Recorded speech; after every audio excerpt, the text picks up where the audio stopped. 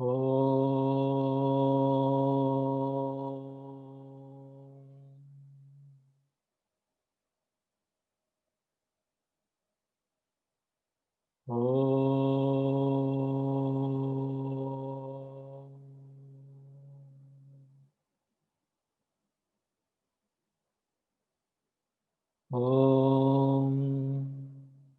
Sahana Vavatu Sahanau Bhunaktu Sahaviryam Karavavahai Tejasvinavadhitamastu Ma Vidvishavahai Om Shanti Shanti Shanti.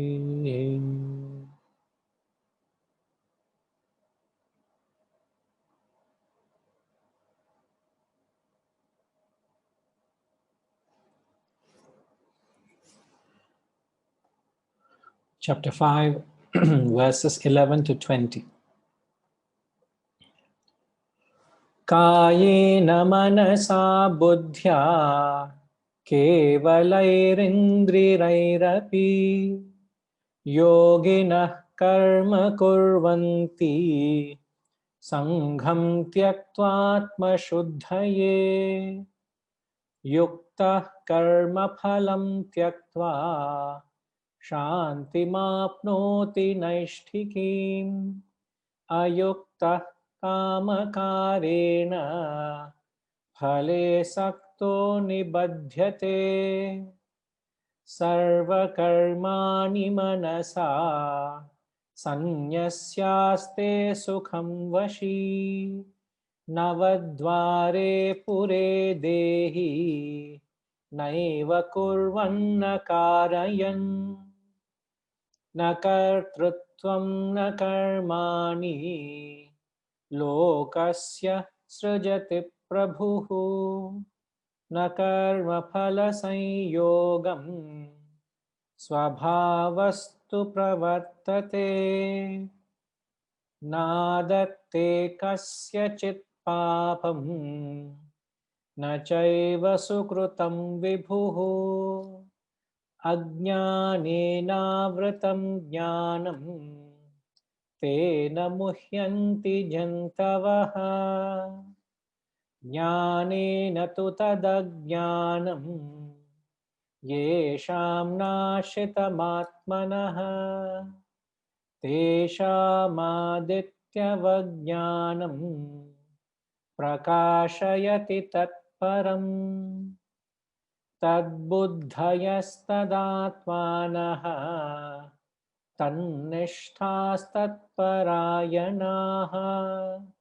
gacchantya punaravrittim jnana kalmashaha vidya vinaya sampanne brahmane gavihastini shuni chaiva shvapake cha pandita samadarshinaha ihaiva tairjita sargaha yesham samye sthitam manaha nirdosham hi samam brahma tasmad brahmani te sthitaha na prahrshet priyam prapya no dvijet prapya chapriyam sthira buddhira sammudhaha brahmavid brahmanisthitaha.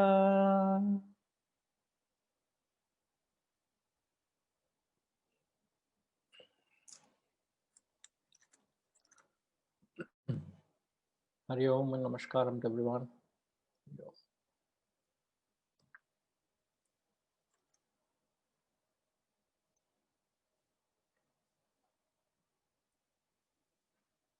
The question we had was, what is ignorance and what are the expressions of ignorance. I was very delighted to see wonderful contributions coming from you all, very, very diverse and very holistic. But one such view also was presented, which I would like to clarify to the answer, or to the question rather. So the question is, what is ignorance? So the ignorance here obviously refers to the ignorance of the self. So the real clarification requires what is ignorance and what are its expressions. The ignorance refers to the ignorance of the self. The expressions are what happens when there is this ignorance of the self. What happens? The ignorance of the self, when you do not know the self, you do not know the very nature of the self. In the context, we can understand the nature of the self to be wholesome, to be complete, to be paripurna, or you can understand the nature of the self to be the very fountainhead of happiness, the very source of happiness. So the Atman, the nature of the Atman or the self is, it is paripurna, it is wholesome, it is bliss and happiness. That is its very true nature. So when you are ignorant of that fullness, when you are ignorant of your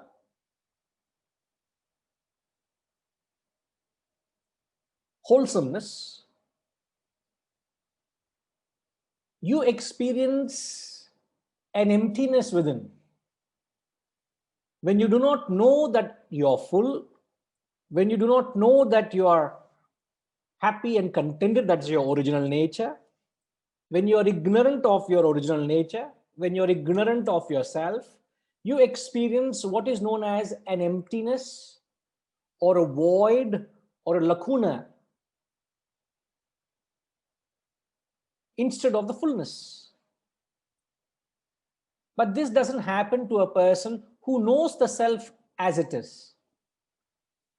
One who knows the self, one who has experienced the self, for him, he experiences what its true nature is. But for one who has not experienced, we all fall into that category. We all have not realized the true nature. So we all experience a void or an emptiness or an unfulfillment felt within, a lacuna within. And the moment there is a void or an emptiness or an unfulfillment that's felt, your intellect entertains thoughts to fill the emptiness that is felt within.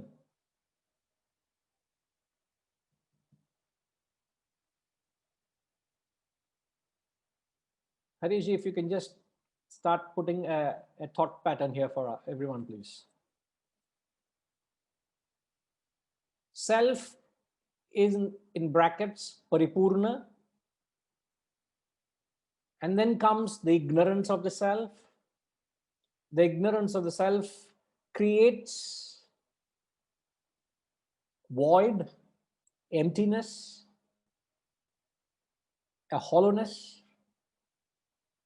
And when there is an emptiness felt, your intellect is that which entertains thoughts to fill the emptiness within.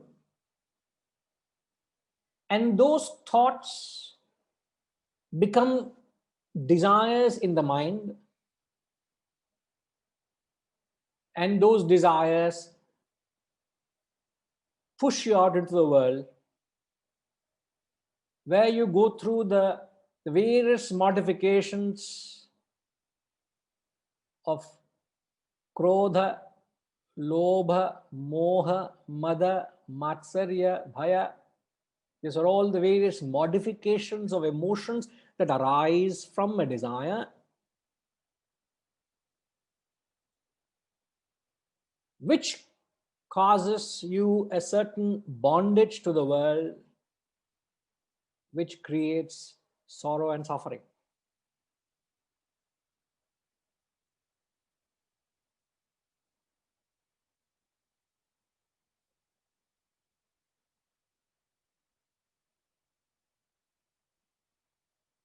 The ignorance creates a void where you should feel a fullness. You feel an emptiness. The emptiness creates thoughts. Thoughts become desire. Desire develops attachment. Desire becomes greed, anger, hatred, jealousy, etc. This binds you to the world, which causes immense sorrow and suffering.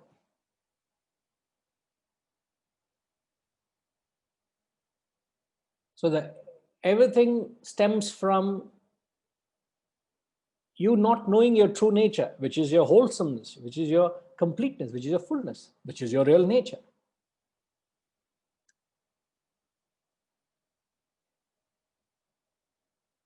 So it is this ignorance that makes one extroverted. His thoughts and attention are all outward. The more ignorant you are, the more desires, the more vasanas you have. So the expressions of ignorance is your own vasanas and desires. And the more desires you have, the more modifications of desires you are subjected through, which causes a lot of sorrow and suffering.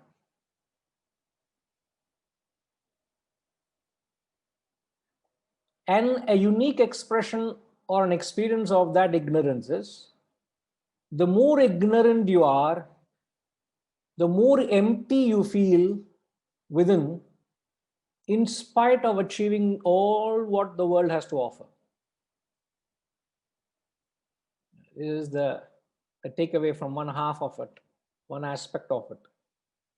It is the ignorance, the spiritual lacuna, as I've said, the spiritual not knowing of your spiritual fullness, the ignorance, always creates an emptiness within. And that emptiness is felt in spite of all what the world has to offer. You have got all what the world can offer to you, and yet you feel and experience an emptiness within. And that emptiness is because of the ignorance. So you feel yourself empty with the world, and the world can't get rid of that emptiness. So the moment you start gaining the knowledge of the self, now here the knowledge of the self is not information, please. The moment you start gaining the cognition, the moment you start experiencing the wisdom, the moment you start getting closer to the self, the moment you start going introverted, instantly you start experiencing the fullness of the self. The hollowness or the emptiness or the void start disappearing. Exactly the opposite happens to the ignorance. Padminima, following or a little lost? Looks like you're a little lost. It's a difficult process, because now again, even if you want to think of that hollowness, and again you come back to the world. No, that happens because of the expression of ignorance. There is that attachment, there is that bondage, there is that extrovertedness, there is that rush into the world. It's all because of ignorance that is still lurking, isn't it? So it's a constant process of undoing. It's a constant process of trying to unite, shift your focus from the world to the self, is to gain that vision, is to gain that experience. So it's a gradual process. And as that ignorance starts getting dispelled, you start experiencing a certain amount of completeness, a certain amount of wholeness. But at least principally, you're able to follow what is being said, isn't it? Yeah. It makes rational sense, Ilya. Yeah. The more In spite of extrovert, having everything that the world can give you, you feel that something is lacking. You don't feel that happiness within. yes. Why So is that? that means that external world is not able to make you happy uh, in spite of whatever it has offered you. So you start looking inside. So what we are trying to convey there is, we are not trying to describe the emptiness of the world. We are trying to rather convey the emptiness that is felt within. So all that belief that success and happiness is external is only a myth. There is no external satisfaction. There's nothing external can make you satisfied in life. But my question is, this is theoretical knowledge, but how do we get the practical wisdom? No, you have lived a certain amount of years. Examine your life. What does examination of your life convey to you? Does this truth resound in your life, or does it prove the contrary? Do you feel that the world has given all what you want? Even having got what the world can offer to you, have you found that fulfillment, or is there still something, a missing piece in your life? I'm satisfied.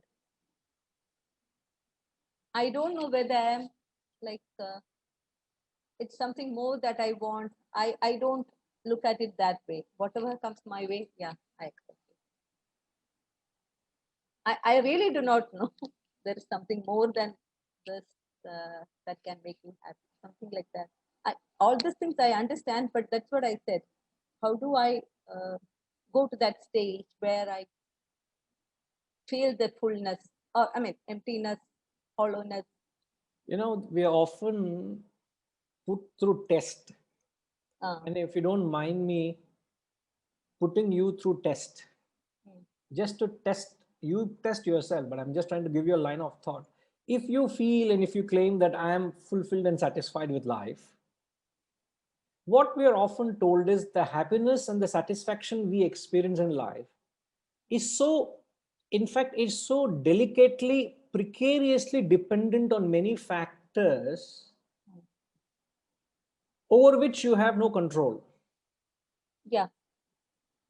Let's say any factors, one or two factors over which you are dependent upon. Let's say, I don't want to take the example, but I'm just saying, as I said, I have to put through this test and ask yourself, how do you deal with it? Let's say someone very dear to you, you realize that their entire family has got corona. They've got this virus. What is the effect on you? Do you feel mentally the same, or does it change your mental equanimity or balance? No, I don't want an answer. I'm just saying examine. Yeah, I understand. Any You life have has so many retired. challenges. You have retired from your work. You have been an honest worker, a government servant, let's say, and you have put all your savings in a bank. And morning you get up to realize that The bank has collapsed. and all your substantial portion of savings was in that bank. What does it do to your I will state of restart. happiness? I'll Huh? restart. Because no, I have no hands over what is happening outside me. I cannot control.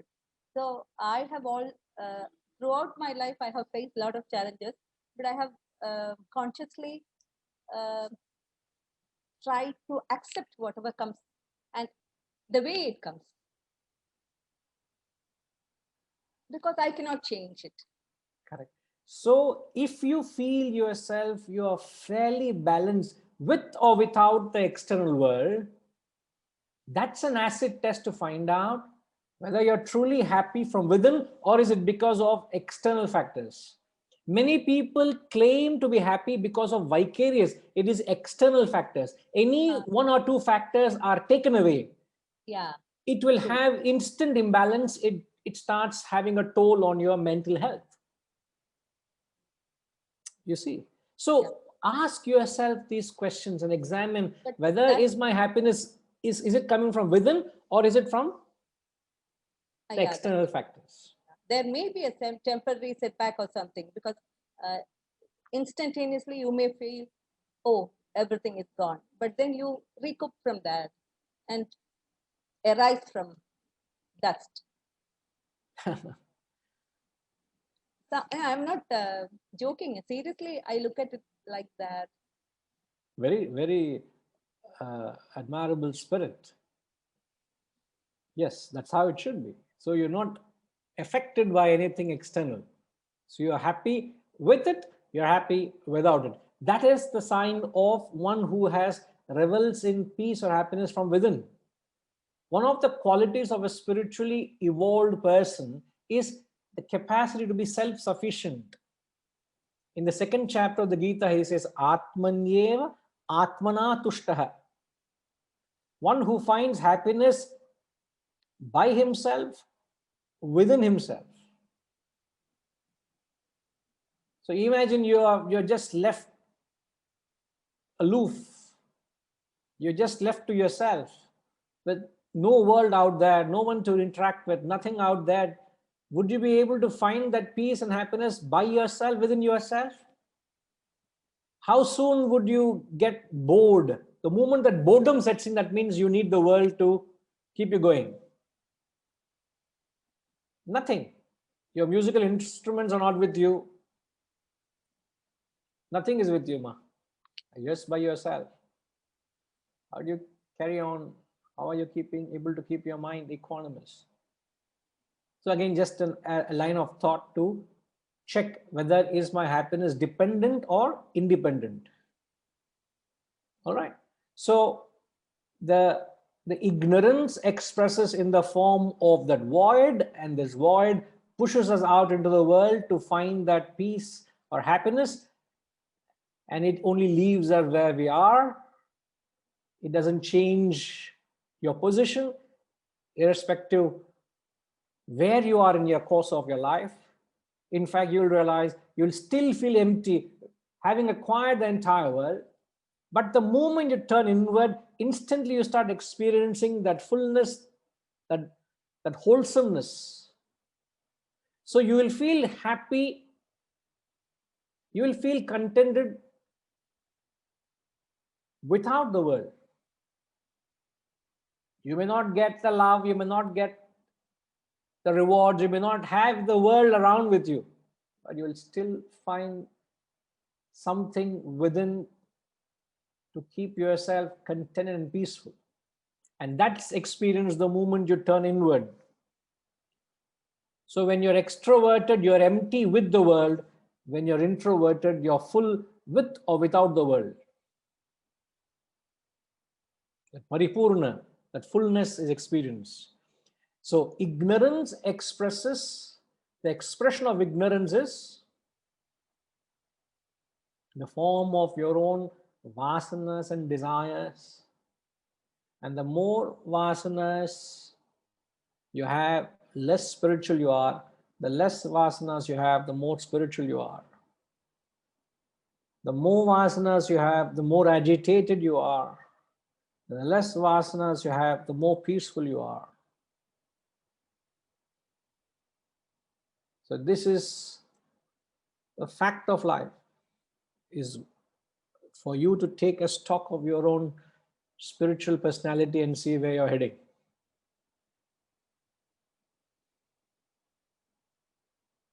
Are you all able to follow? Right. Okay, let's get on with the text. We'll take verse 17.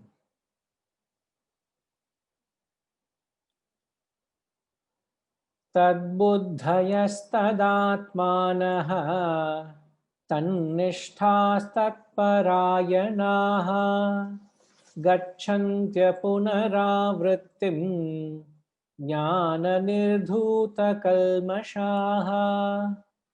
Tadbuddhayastadaatmanaha tannishthaastatparayanaha gacchantya punaravrittim jnana nirdhuta kalmashaha. Now, if you recall, we mentioned this, verses 17, 18, and 19, he's describing that state of Brahman.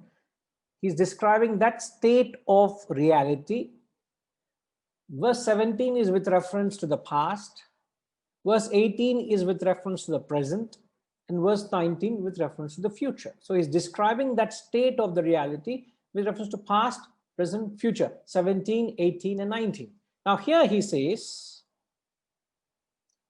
with mind and intellect established in that, tad buddhaya, tat means that, buddhi means the intellect in that, tad atmanaha, mind in that, tannishtha, established in that, tat parayanaha, with that as the supreme goal. That's the very first line. With mind and intellect established in that, with that as the supreme goal, gacchantya punaravrittim jnana nirdhuta kalmashaha, whose sins are dispelled by knowledge, reach a state of punaravrittim. Punaravrittim, punaha is again. Avrittim is coming and going.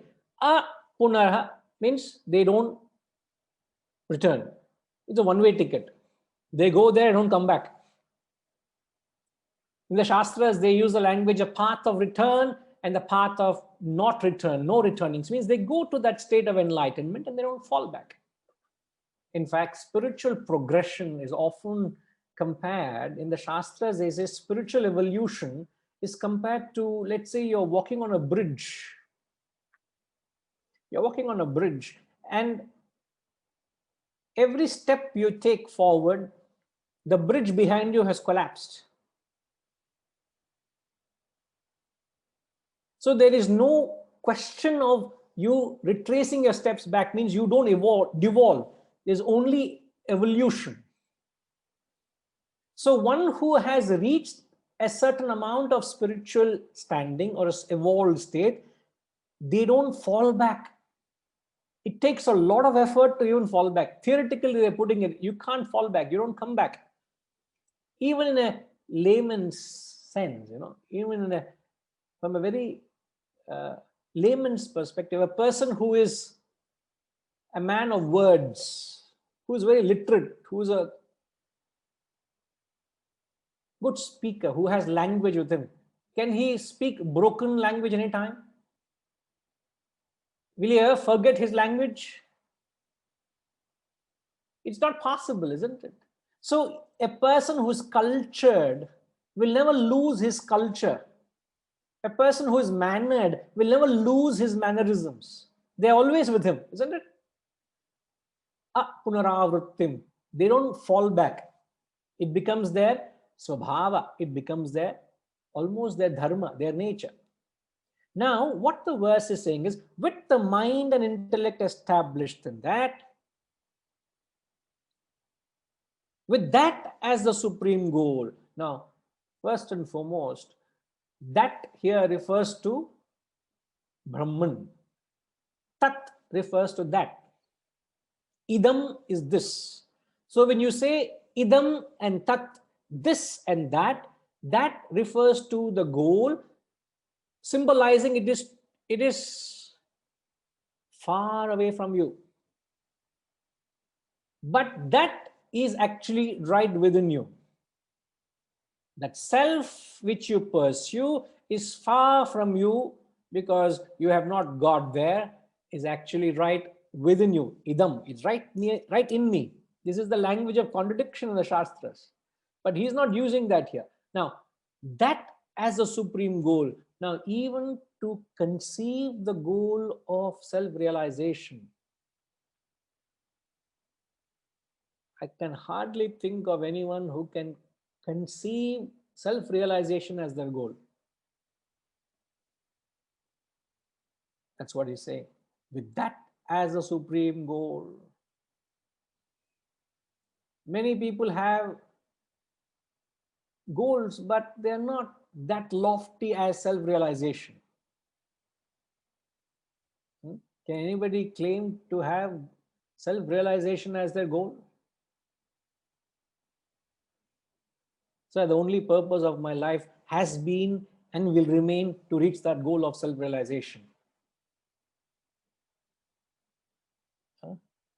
There is, means to that extent, nothing else should interest you. Nothing has any greater meaning or purpose. It doesn't interest you. The only goal is to get to that goal. And how do you know that you have conceived that goal? When you have conceived that goal and fixed it, your mind and intellect both get anchored in it. Now, many a time when we fix a goal, what do we experience? I've said a couple of things here. First and foremost, to conceive the goal of self-realization itself is a rarity. Second, having conceived the goal, both your mind and intellect, tad buddhaya, tad atmanah, the mind and intellect both must get anchored in that. Now, usually what happens when you pitch up a goal, I'm not talking of self-realization, I'm talking of any goal for that matter. What is the usual experience one experiences when they have a goal?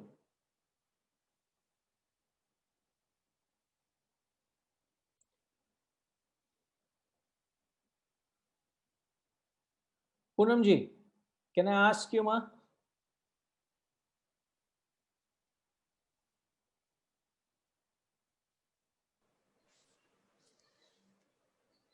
Any idea, ma? Me?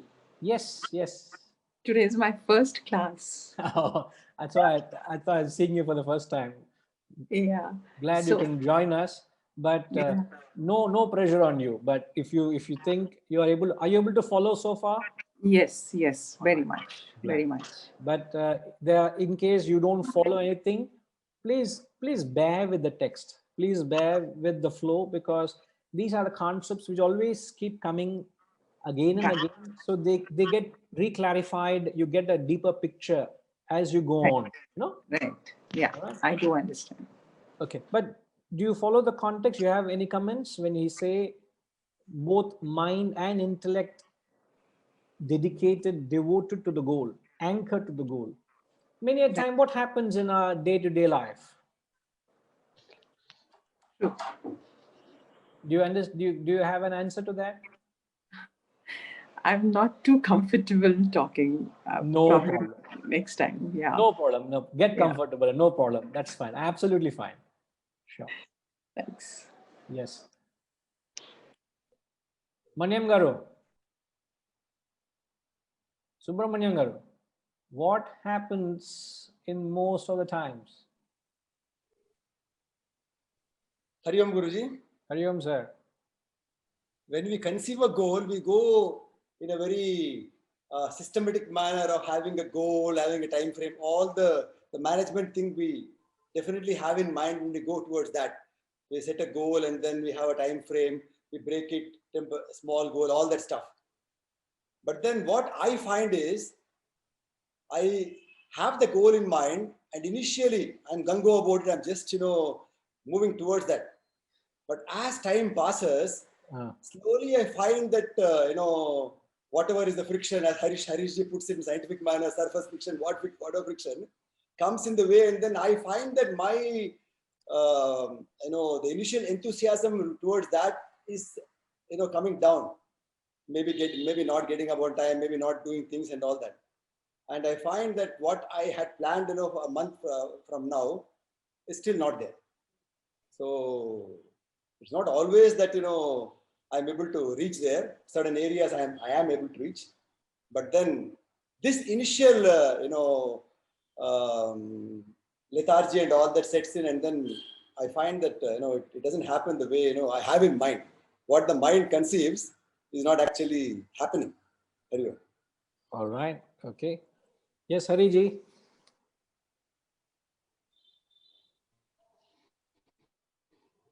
Since the senses have got so much of control on us, it is many times there is a possibility that we slip. The sense overpowers, though we have a lofty ideal or high, consistently to keep it with, because the sense control, we don't have the full sense control. The senses control us. So we slip. And you sleep, and then again we get back to that ideal. So going up and down till we get consistent, to get the consistency takes time.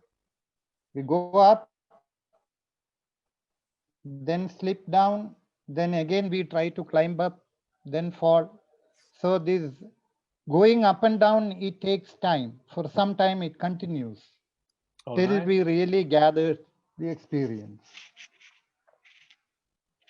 All right. Okay. Sai, what are you saying, Sai? Where are you? Can't see you.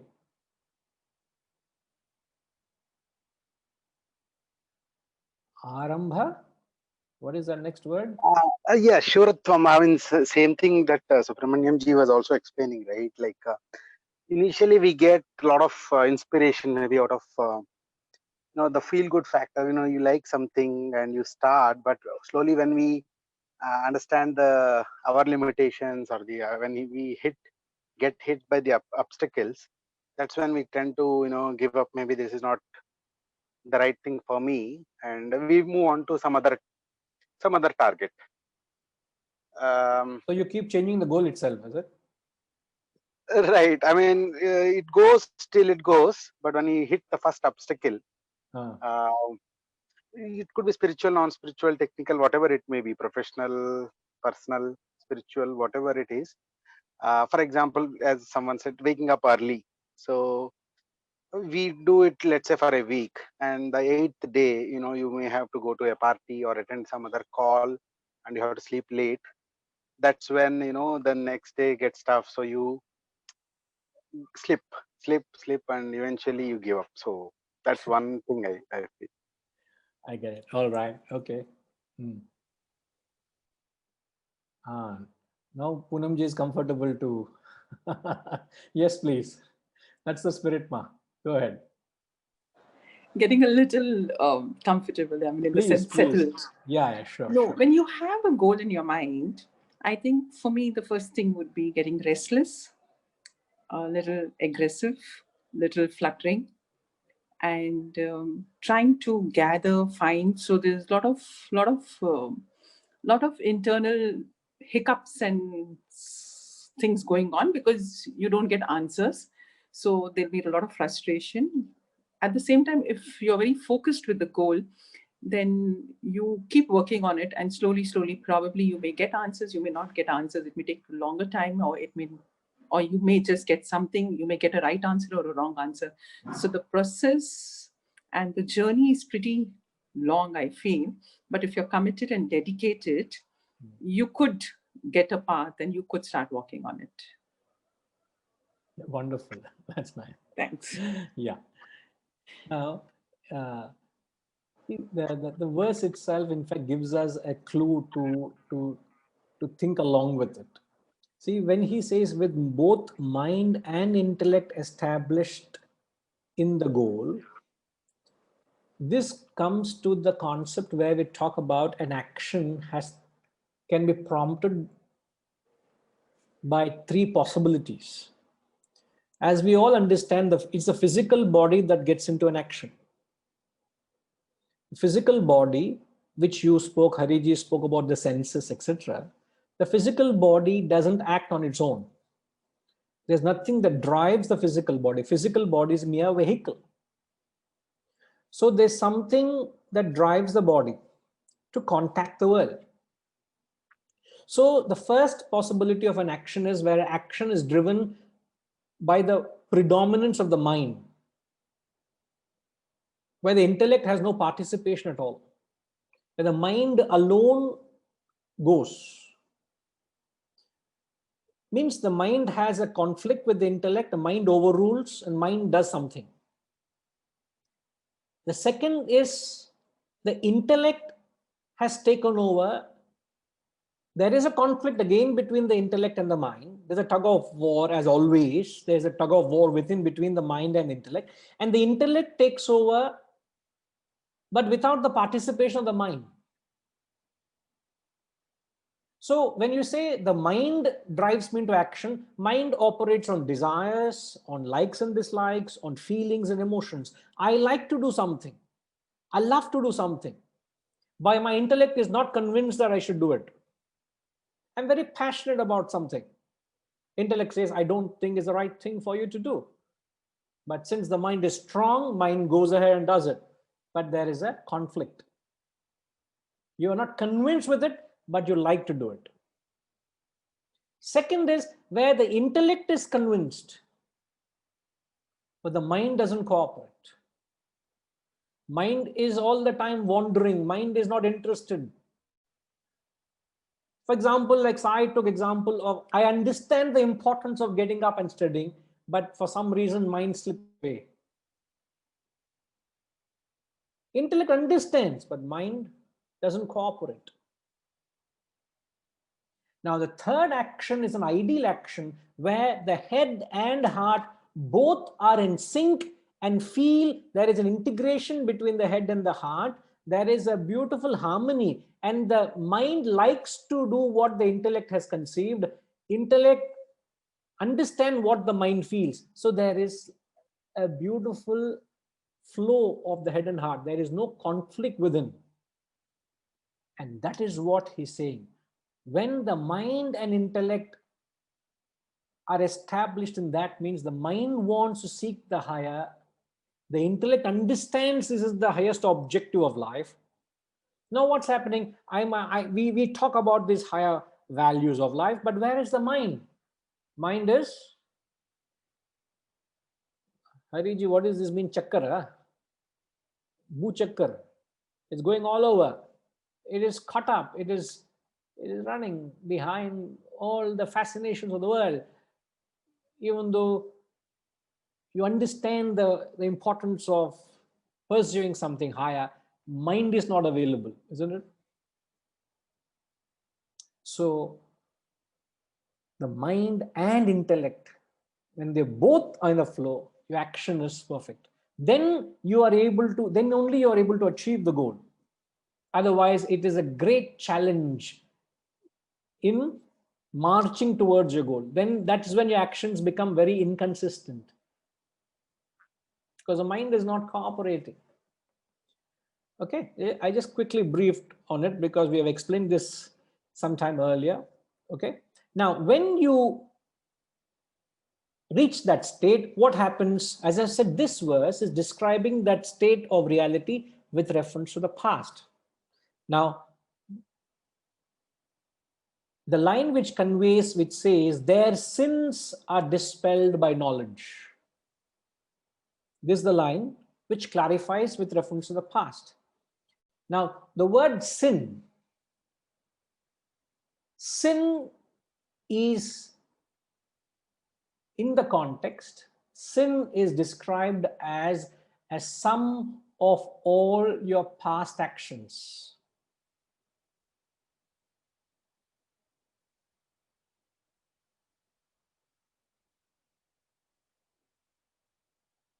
Are you all with me? What is the sum of all your past actions? Annapurnama?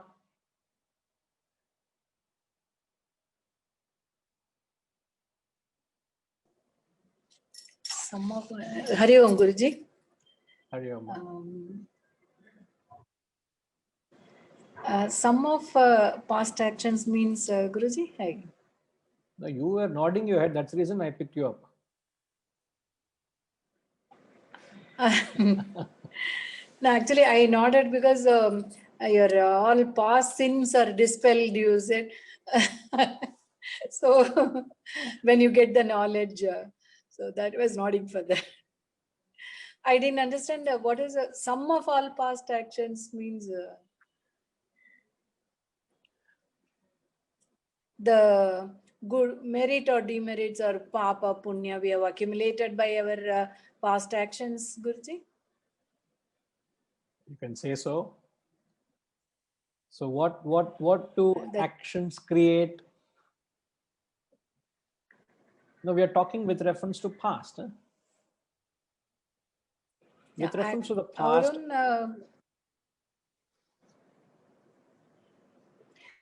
Our own past actions without the proper knowledge about oneself, we must have accumulated, we must have done good deeds as well as, which are acts which are not to be, not in the correct perspective. Because of both, we must have accumulated sins and also otherwise. All right. Okay. You're right, ma. Vasanti, Chepuma, what do you mean the sum of all your past actions?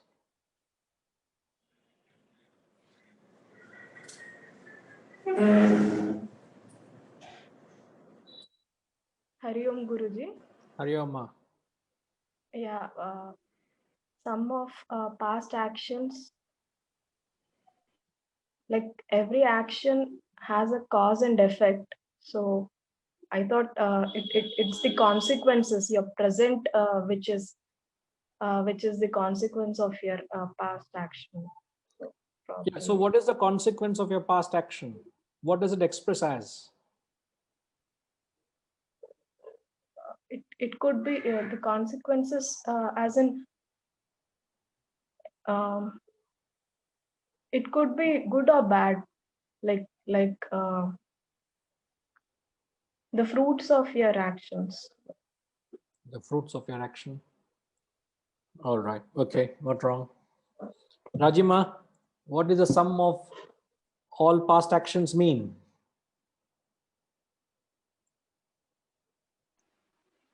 Hari Om Guruji. Could it mean that both selfish, unselfish actions are a sum total brought forward in many lives, and we reap the fruits of action or whatever in our present life?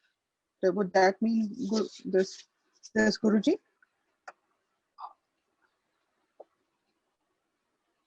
The sum total of all the lives. What did you answer just now in the group, in the chat box? The vasanas, fruits of action. Vasanas. That create, it creates more vasanas. See, now, Poonamji, don't get confused. Your expression on your face is concerning. See, what we are trying to clarify is past actions create present vasanas. Present vasanas creates future actions. This is the cycle of life. This is the cause and effect which Vasanti just clarified. So past actions creates vasanas. Action is the cause, vasana is the effect. Again, the vasana becomes the cause, action is the effect. So this is the cycle, the vicious cycle we are caught up in, where we go through the cycle of birth and death. As Adi Shankaracharya puts it, Punarapi jananam, punarapi maranam, punarapi janani jatare shayanam, iha samsare bahudustare, kripaya pare, pahi murare. So this cycle of birth and death happens because as long as there are vasanas, there will be birth. So when you say whose sins have been dispelled by knowledge, Sin, I said, is the sum total of your past actions. I'm only trying to explain. They don't explain it. So if you carefully follow the thought flow, I'm trying to clarify it. In the context, sin is described as sum total of past actions. So all the past actions create present vasanas. Now replace the word sins by vasanas. Whose vasanas have been dispelled by knowledge. So when vasanas are dispelled by knowledge, you reach a state where you don't return. And what is that state you reach? You reach a state of God realization or self-realization, and one who goes there never comes back. Are you all able to get the picture? The thing is, they're talking in their language. We have to try to make sense of it. So sins means vasanas. So when vasanas are dispelled, what will happen? You don't have any further birth. There is no further. Remember the theory of reincarnation we speak about. There is no further birth because there is no further vasanas. This is the end.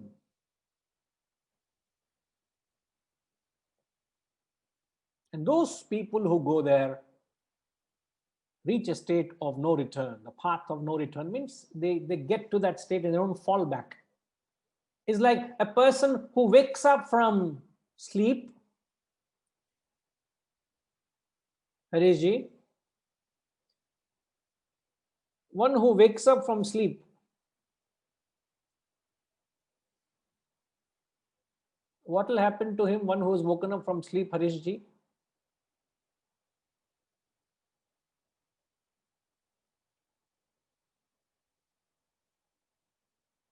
You don't have to type it. I'm clarifying from you, Harishji.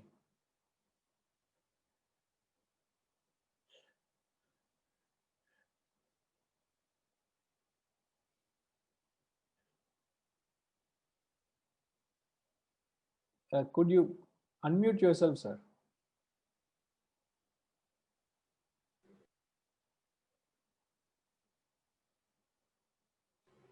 Hari Om Guruji. Yes, sir. So what is the question? What happens when you go get out of sleep? What happens? You're awake, you experience the world outside. And then what happens? So you come back into the cycle of action, vasana, action. Now, what was I just saying prior to this question? The cycle of rebirth or reincarnation, where you talked of vasanas being the cause, the effect being. I spoke of that little earlier, but then thereafter, what did I say? A person who reaches that state don't fall back. They don't come back. They don't because come back. There is no more vasana to require Correct. There's no further vasana for birth. Example, just to explain, I said one who wakes up, what happens to him? Oh, he doesn't go back into a dream. He doesn't go back into the dream from which he woke up from. That is called a path of return. It's not that you may be having a wonderful dream, a beautiful dream, and a mosquito bit you and you woke up. And then you cuddle back into the bed, you put that blanket over you, and you're struggling to go back into the dream because you want to finish the dream. No way. You will be rehearsing the dream in the waking state, but it is not the dream, that you've not got back into the dream where you woke up from. That sense is the path of no return. Isn't it? Gacchantya punaravrittim jnana nirdhuta kalmashaha.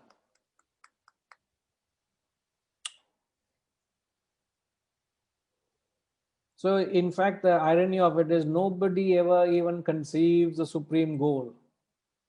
Nobody ever pursues the goal in the entire course of their life. What a pity. In fact, what is everybody trying to pursue? Nobody is pursuing the supreme goal. What is everybody trying to pursue?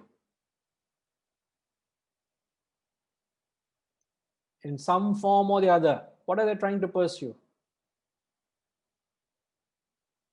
Sitaramji.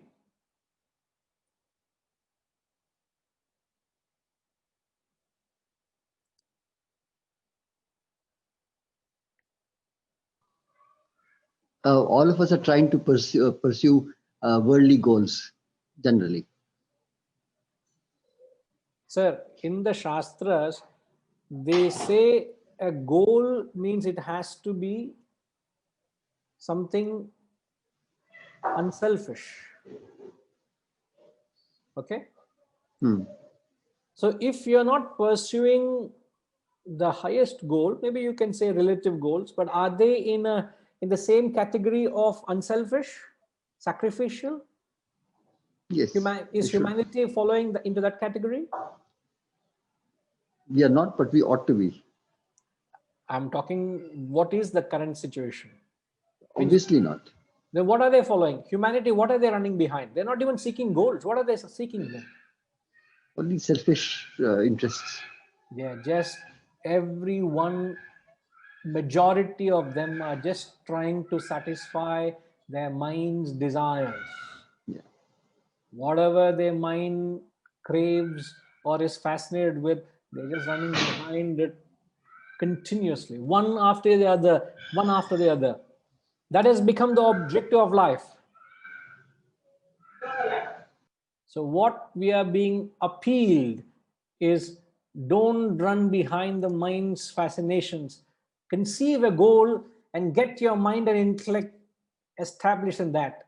And if only you do that, that is when your vasanas or sins get dispelled. That is when you evolve spiritually. Because if you don't have a goal, contrary to goal is your mind's desires. The more you run behind the mind's desires, you are only creating more and more desires, which is going to create more fuel, which is going to bind you more to the world. There is no question of liberation. The only way you will get liberation is by getting rid of your vasanas. And how will you get rid of your vasanas or desires? Is by conceiving a goal. And the highest goal is self-realization. So he's putting it very beautifully. So as I've said, this verse describes that state with reference to the past, which is the sum of all past actions is sins, which is vasanas. And that gets dispelled the moment you gain this knowledge. Okay, so when you revisit it from this perspective, it becomes clear. All right? Annapurnama, okay, va? Right. Verse 18. Very, very famous verse. Vidya vinaya sampanne brahmane gavihastini shuni chaiva shvapake cha pandita samadarshinaha vidya vinaya sampanne brahmane gavihastini shuni chaiva shvapake cha pandita samadarshinaha. He's describing that state of the reality with reference to the present. He says, the wise look with an equal eye upon a Brahmana who is endowed with learning and humility, a cow, an elephant, a dog, even an outcast.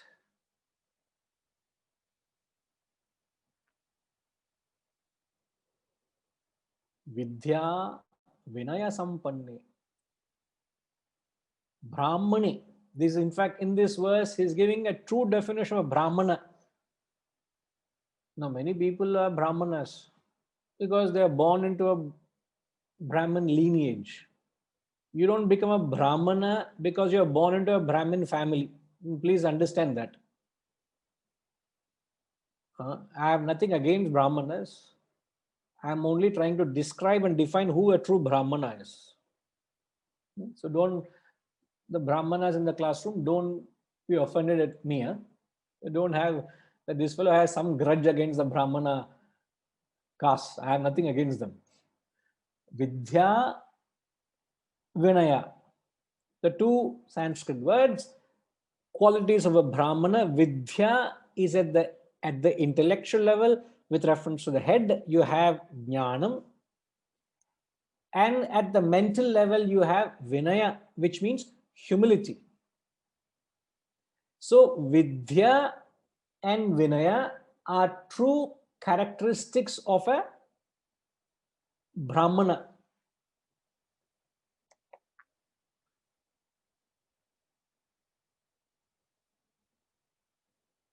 Now a wise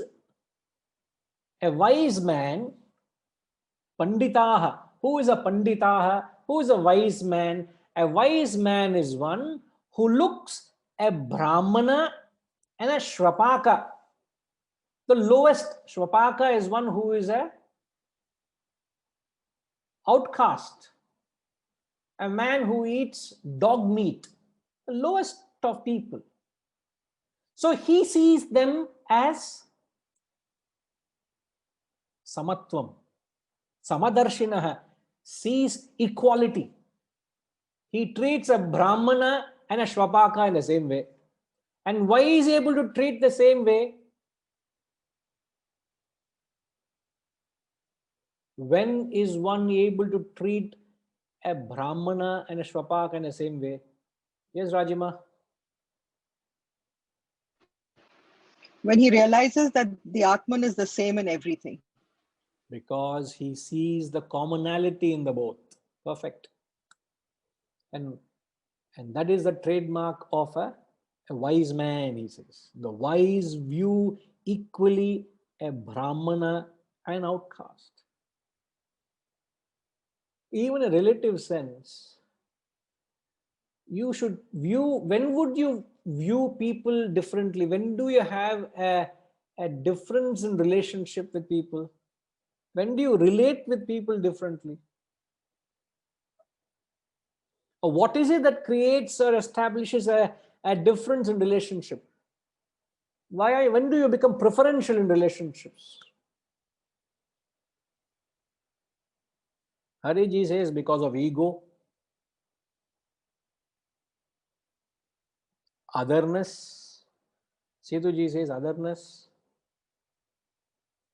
Or Vasantama says otherness.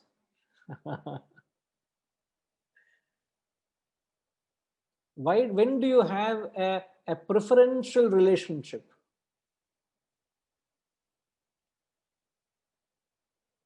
When does one become a friend or a foe?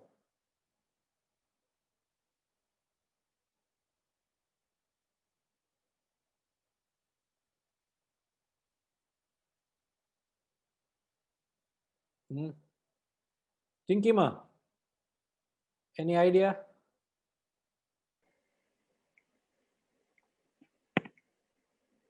I think firstly, when you're attached to someone, then you will give them preference in whatever. And when we believe, when the ego is strong and we believe somebody is harming us or hurts us in some way or puts us down, because we are so identified with the personality, the BMI, that anybody who hurts us and causes pain, we would, try to keep them at an arm's distance. What we forget is that is just the personality. And if someone says something, I do not have to accept it. If I don't accept something, I don't own it. It is their opinion, and an opinion is never the truth. But where there is attachment, then maybe the hurt is more. So it's always easier to forgive people whom you're more attached to, and more difficult, I think, when you're not attached to someone. I don't know. Okay, right. You're very true. So when you, as you rightly said, when you have an underlying expectation or an attachment, when you relate with the world with a selfish expectation, then you have a preferential relationship with the world. When you have no axe to grind, when I have nothing to gain, I don't have any want from you, I treat all of you the same, isn't it? But if I have something which I'm getting benefit from anyone in particular, then I'll give a preferential treatment, isn't it? That's how life is, isn't it? So a wise man has no axe to grind. So he has no, doesn't matter whether you are the highest or the lowest, and he has complete identification with the Atman, the self. He sees one. Vidya and Vinaya, quality of a Brahmana. In fact, since it's mentioned here, I've asked this question before. Some of you who recall it will answer it. But for some who are hearing for the first time, it will make you think. What is the first expression of knowledge? When you, Vidya is knowledge. When you start learning, at any stage, it doesn't necessarily a kid, we are learning something new at every stage of our life. So when you learn something, what is the first expression of knowledge?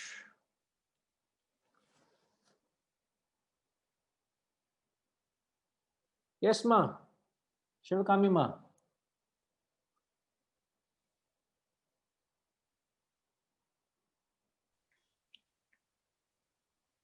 I know everything. I know.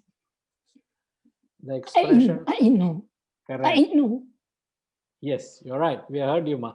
So the expression of, first expression of knowing is I know.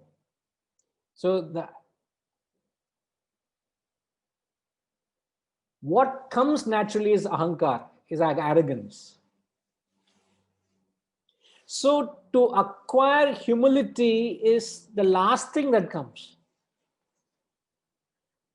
If it comes first, then every one of us are Brahmanas, isn't it? But it's not the case. And when does humility come?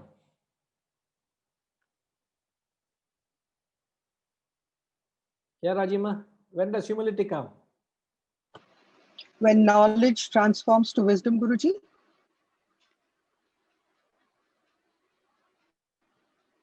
What I know is far less than what I don't know. And when do you know that?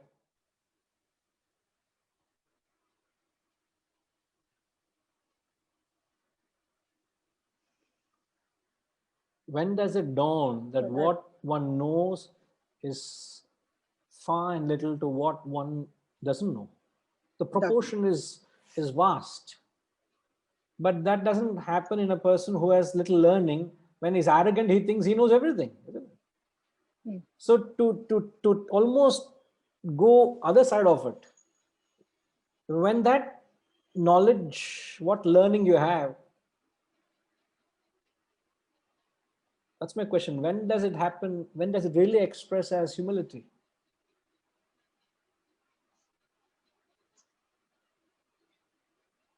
Yes, sir. Subramanian Garu.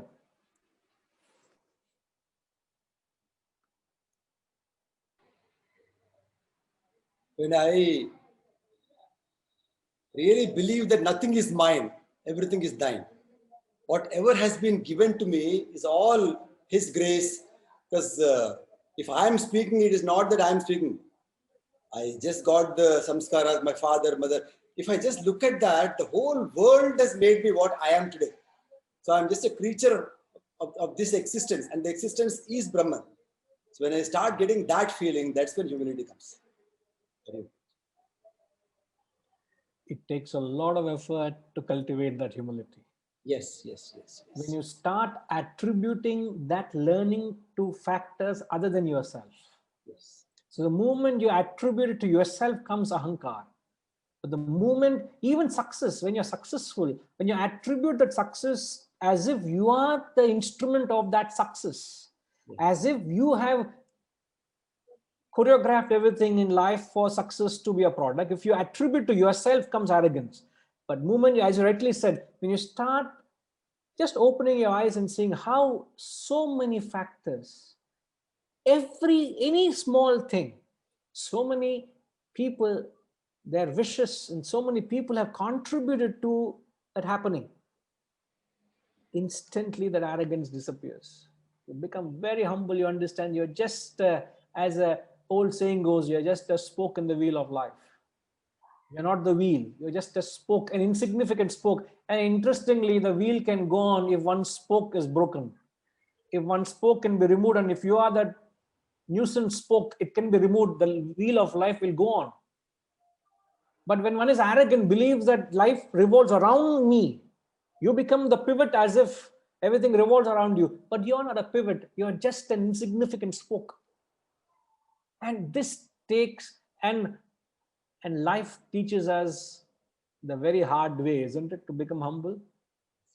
Experiences just bash you up, beat you up. There's a lot of hefty price one pays to become humble. And what happens to the buddhi, I don't understand. And interestingly, it is all jnanam, wisdom is there, so knowledge is there, and yet the intellect has no wisdom. Yeah, so close and yet so far. Imagine if it is better off not knowing, believe me. Yeah. Isn't it? Ignorance is far better than knowing it. Because knowing is, yeah, in that sense, yeah. So there's a danger in knowledge itself. There's an imminent danger.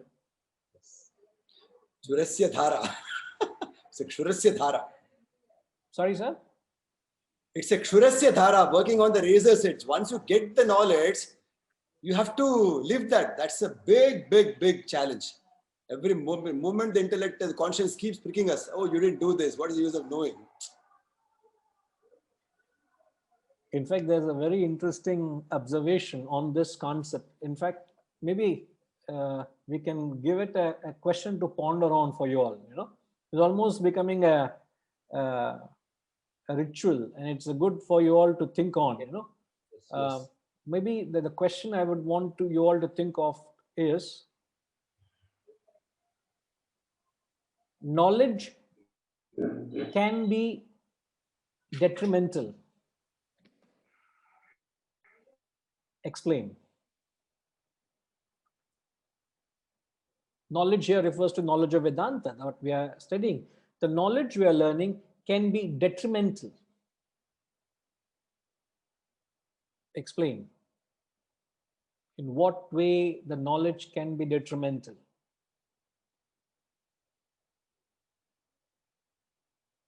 In the context, I said it's better off not knowing it because knowledge is dangerous actually.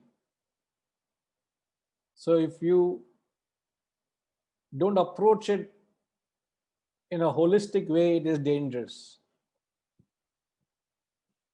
If you don't allow the knowledge to metamorphose, it is dangerous. So it is detrimental. So the question is, what's the question, Rajima? Vedantic knowledge can be detrimental. Explain. Vedantic knowledge can be detrimental. Explain. Just give it in point form. Don't have to explain it. When I say explain, just give all the points you think how knowledge can be detrimental. Okay. And then in the verse, he says, a wise man also looks at a cow, an elephant, and a dog. Which means he looks at the entire living beings, whether be it a human being, whether you're a Brahmana or a Shrapaka, animal kingdom, whether a cow, dog, or an elephant. Now, these three are referred to: a cow symbolically a sattvic animal, a dog is rajas, an elephant is tamas. So symbolically, he looks at all the living beings, falls under the category of the lowest to the highest. They are able to see the equality, view equally. Just as you see yourself in every part of your body, from head to toe. You say, the head is me, my limbs are mine, the chest is me, the tongue is me, the eyes are me, the limbs are me, it's me. So you see yourself reflecting in all parts of your body. Exactly the same way you see the very self pervading in everything. So you see the commonality, you don't see the apparent differences. Vidya Vinaya Sampanne Brahmane Gavyastini.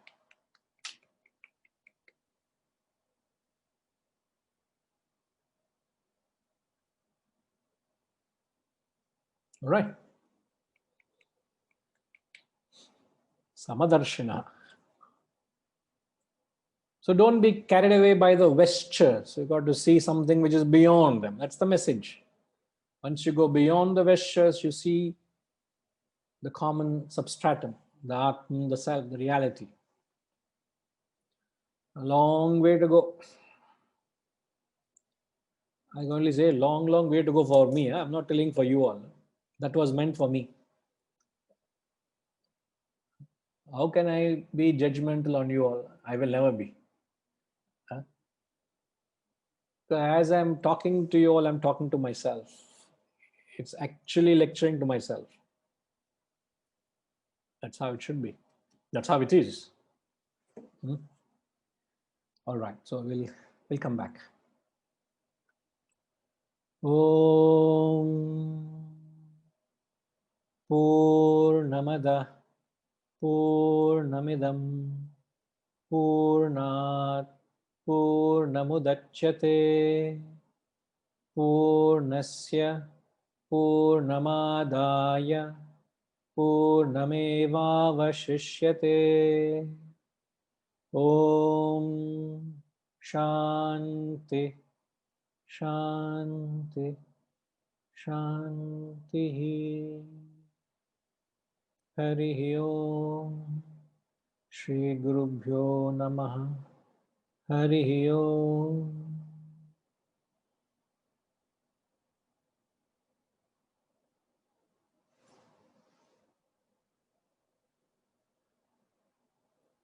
Namaskar.